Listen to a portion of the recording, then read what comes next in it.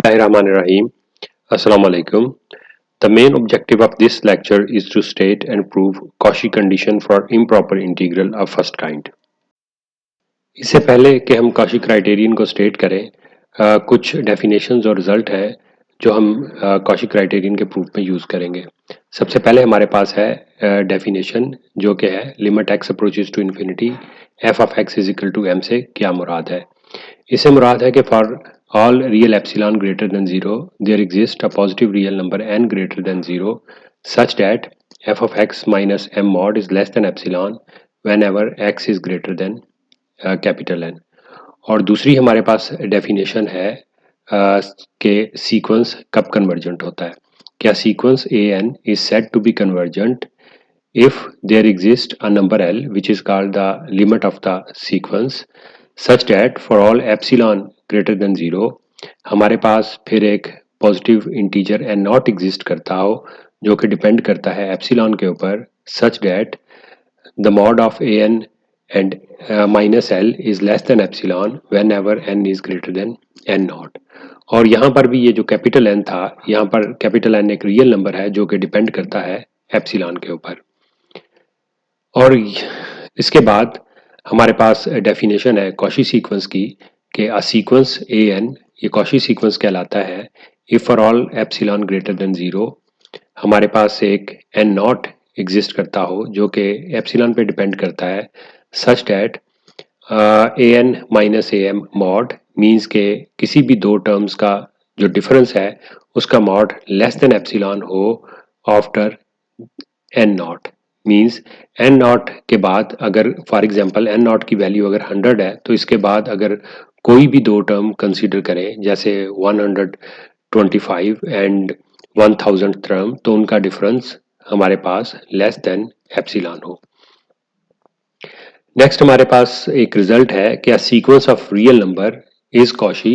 If and only if it is convergent. यानी अगर हम set of real number R के अंदर सीक्वेंसेस की बात करें तो फिर यहाँ पर अगर कोई सीक्वेंस कन्वर्जेंट हो तो वो कॉशी होता है और अगर कोई कॉशी सीक्वेंस हो तो वो कन्वर्जेंट होता है.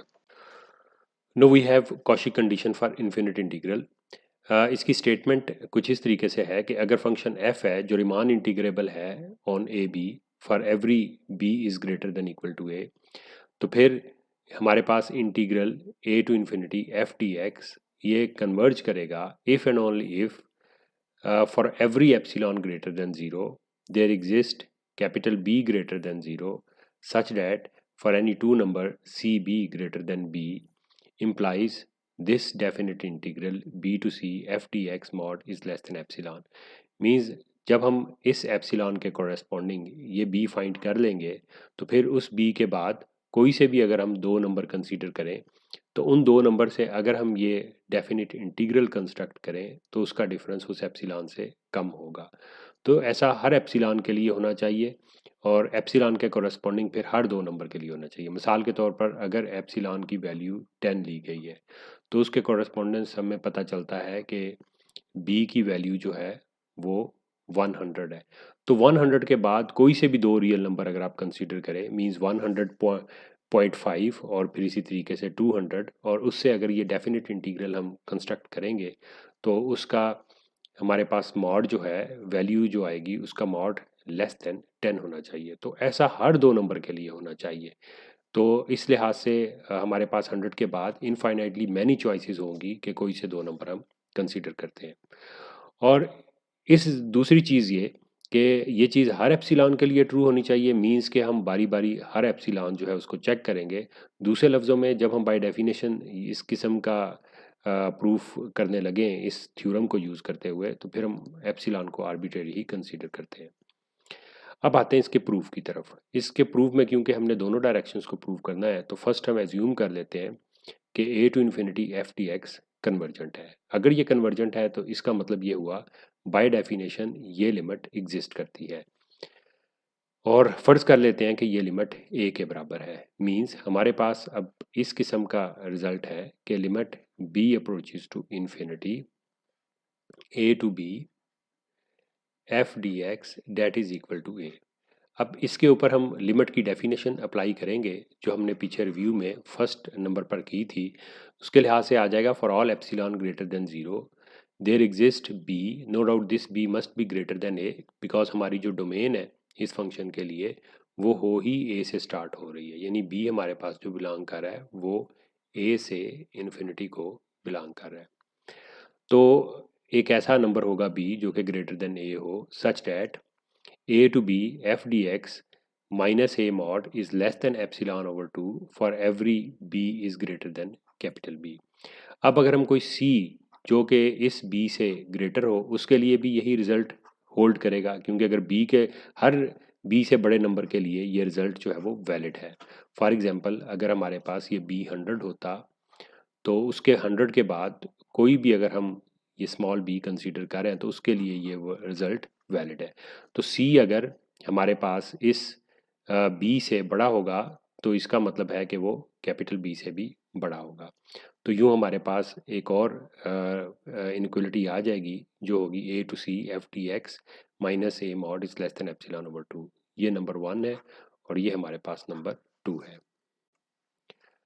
अब डेफिनेट इंटीग्रल का रिजल्ट है हमारे पास कि अगर हमारे पास इंटीग्रल a टू c है, मींस हम कोई इंटीग्रल कंसीडर कर रहे हैं जो कि a से लेकर और c तक है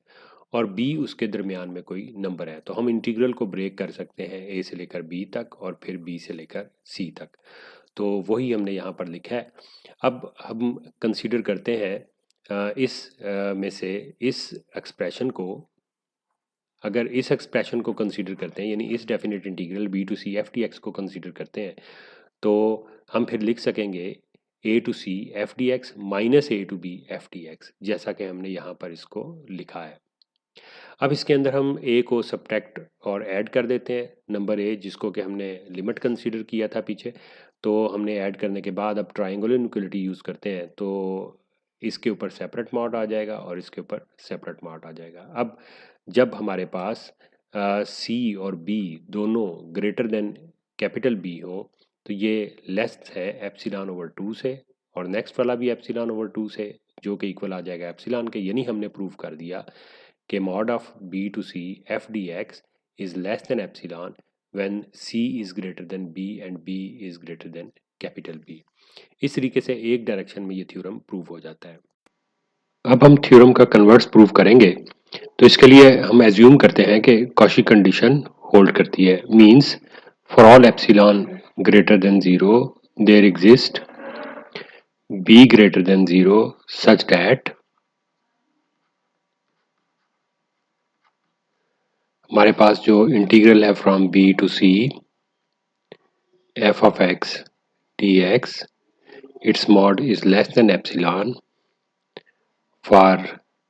c is greater than b is greater than capital B। ये कंडीशन होल्ड करती है और हमने प्रूव करना है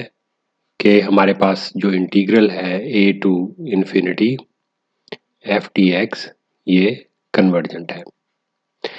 इसलिए इसके प्रूफ के लिए सबसे पहले हम एक सीक्वेंस कंसीडर करते हैं ए एन, या कंस्ट्रक्ट करते हैं जो कि इक्वल है a to n f d x, और ये सीक्वेंस जो है ये एग्जिस्ट करता है यानी वेल डिफाइन है क्योंकि हमारे पास गिवन है कि फंक्शन एफ जो है वो इंटीग्रेबल है। अब हम दो नंबर कंसीडर करते हैं n m such that n और m दोनों ग्रेटर देन b है, तो then the difference of a N minus A m is equal to a to n f d x minus a to m f d x. अब देखेंगे हमारे पास जो number हमने कंसीडर किए हैं ये एक n m और b वो इस तरीके से है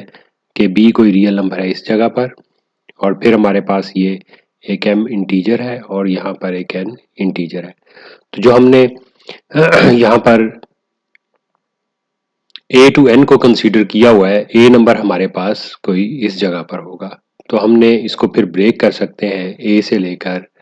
m तक और m से लेकर n तक, यानी जो इंटीग्रल हमारे पास होगा a टू n उसके लिए बात हो रही है। तो इस वजह से हमने इसको a टू n को ब्रेक किया a टू m और फिर प्लस m टू n और आगे as it is minus a to m f dx। अब ये दोनों हमारे पास कैंसिल हो जाते हैं and we have only left mod of m to n f dx। अब देखें, क्योंकि हमने कॉशी कंडीशन जो कंसीडर की है उसके तहत b से कोई से भी दो अगर बड़े नंबर होंगे तो फिर हमारे पास उन दोनों नंबरों से बना हुआ डेफिनेट इंटीग्रल जो है उसका मॉड लेस देन एप्सिलॉन होगा। तो दो आगे n और m ये भी दो नंबर हैं जो कि b से ग्रेटर है, इसलिए जब हम इसके लिहाज से ये मॉड कंसीडर करेंगे तो ये भी लेस देन एप्सिलॉन होगा। तो इससे ये रिजल्ट निकला हमारे पास कि जो सीक्वेंस हमने ए एन कंसीडर किया है वो एक कॉशी सीक्वेंस है। अब अगर ये कॉशी सीक्वेंस है तो हर कॉशी सीक्वेंस जो है रियल नंबर का वो कन्वर्जेंट होता है, तो उससे हम रिजल्ट निकाल लेते हैं कि ए एन जो है एक कन्वर्जेंट सीक्वेंस है। अगर ये कन्वर्जेंट सीक्वेंस है तो इसकी कोई लिमिट होगी और हम एज्यूम करते हैं कि उसकी लिमिट ए के बराबर है। जैसा कि लास्ट रिजल्ट हमारे पास था,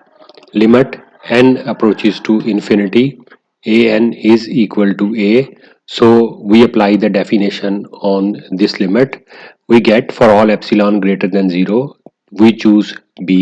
so that an minus a mod is less than epsilon over 2 whenever n is greater than b। Also by Cauchy condition हम लिख रहे हैं for epsilon greater than 0 we can have b to c f dx mod is less than epsilon over 2 if c and b both are greater than b।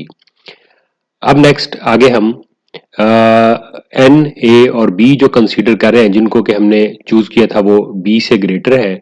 इसमें हम B को consider करते हैं कि that is greater than b plus one. तो फिर हम इस a to b f d x minus a को लिख सकते हैं a to n f d x minus a plus n to b f d x. वो कुछ इस तरीके से आ जाता है हमारे पास कि ये नंबर हमारे पास ए है, इसके बाद कहीं जगह पर बी है, उसके बाद ये तमाम नंबर जो है एक एन और बी, एन और बी ये उसके बाद है। अब क्योंकि हमने b को b प्लस वन से ग्रेटर कंसीडर किया है तो b plus one for example इस जगह पर हमारे पास कोई नंबर आ जाता है। ये हमने इस वजह से इस तरीके से कंसीडर किया है ताकि हम इस b को n के बाद कंसीडर कर सकें। फॉर एग्जाम्पल यहाँ पर एक पॉजिटिव इंटीजर ऐसा एग्जिस्ट करता है जो कि b प्लस वन और b के दरमियान है, तो हम फिर इस n को उसके इक्वल रख सकते हैं। और अदरवाइज हमेशा हम यूं कंसीडर कर रहे हैं कि हमारा ये b जो है वो n से बड़ा हो। और ऐसा हम इस वजह से एज्यूम कर सकते हैं कि जब भी हम दो नंबर कंसीडर करते हैं रियल नंबर हो तो एक नंबर को दूसरे नंबर से बड़ा कंसीडर किया जा सकता है। यही रीजन थी कि हमारे पास जो इंटीग्रल था ए टू बी उसको हमने ब्रेक किया ए टू एन और फिर एन टू बी। अब ट्रायंगुलर इनइक्वालिटी यूज करते हैं तो फर्स्ट हमारे पास आ जाता है ए एन माइनस ए, क्योंकि इस इंटीग्रल को हमने ए एन के इक्वल कंसीडर किया था, और नेक्स्ट वाला एज इट इज आ जाता है n to b f d x mod. अब फर्स्ट इसको यूज करते हुए ये एप्सिलॉन बाई टू से लेस आ जाता है, और इसको यूज करते हुए क्योंकि इसमें बी और सी दोनों b से बड़े हैं और हमारे पास यहाँ पर n और b भी दोनों b से बड़े हैं जैसा कि हमने एज्यूम किया है, तो इनका मॉड जो है वो आ जाता है less than epsilon by 2 and this is equal to epsilon. यानी हमने ये प्रूव किया है कि a to b f d x minus a mod is less than epsilon when b is greater than some fix positive number. यानी हमने prove किया कि इसकी लिमिट जो है when b approaches to infinity a to b f dx a के बराबर है, यानी दूसरे लफ्जों में ये इंटीग्रल कन्वर्जेंट है। तो इस तरीके से ये प्रूफ कंप्लीट हो जाता है। Now we have an example in which we show that 1 to infinity sin of x over x dx ये इंटीग्रल कन्वर्जेंट है बाय यूजिंग कॉशी क्राइटेरियन। तो जैसा हमने कॉशी क्राइटेरियन में किया था उसी के लिहाज से हम इस b to c sine of x over x dx को कंसीडर करते हैं। इंटीग्रेशन बाय पार्ट से हम इसको इस तरीके से लिखा जा सकता है। इसके बाद यहाँ पर हम नो डाउट इसकी लिमिट्स भी पुट कर देंगे, तो ये हमारे पास आ जाएगा minus cos of c over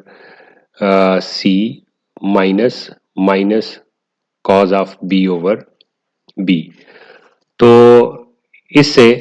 जब हम इसका मॉड कंसीडर करेंगे b to c sine of x over x d x. तो इसी तरह हम इसको लिख सकते हैं, यहाँ पर पहले इस टर्म को लिख लेते हैं, cos of b over b minus cos of c over c, और नेक्स्ट टर्म हमारे पास as it is minus b to c cos of x over x के डी एक्स आ जाता है।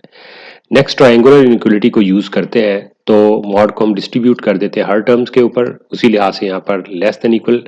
आ जाएगा और मॉड हर टर्म के ऊपर जो है वो डिस्ट्रीब्यूट हो जाएगा। नेक्स्ट हम यूज करते हैं इंटीग्रल का ये फार्मूला, जिसमें अगर हम इंटीग्रल का मॉड कंसीडर करें तो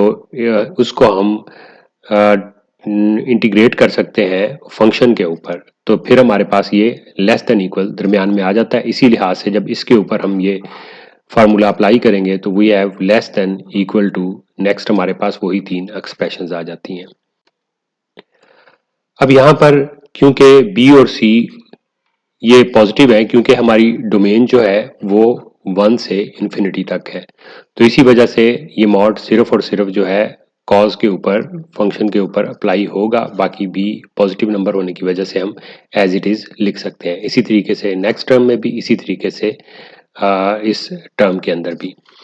अब क्योंकि कॉज की वैल्यू हमारे पास लेस देन इक्वल टू 1 होती है फॉर ऑल रियल नंबर्स, सो यहाँ पर लेस देन इक्वल के साथ ऊपर वाली टर्म में भी 1 आ जाता है, इससे नेक्स्ट भी 1 और ये टर्म भी 1 लिख लेते हैं। अब ये इक्वल हो जाता है 1 over B plus 1 over c, और माइनस इसका हम एंटी डेरिवेटिव के जरिए इंटीग्रल सॉल्व करते हैं, तो अल्टीमेटली जो फाइनल रिजल्ट हमारे पास आता है डेट इज 2 ओवर बी, यानी जो हमारे पास रिजल्ट है वो है b to c sine of x over x d x,